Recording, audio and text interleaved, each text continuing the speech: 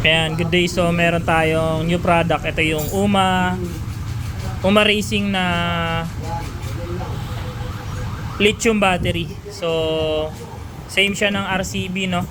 Magaan. And then ito yung mga lightweight na battery.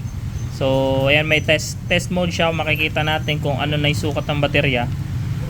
And then meron din tayong dumating na RCB caliper. So black lang.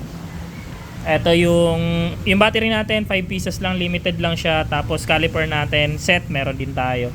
So yan, available sariwang-sariwa, kakarating lang nitong Uma na lithium battery natin.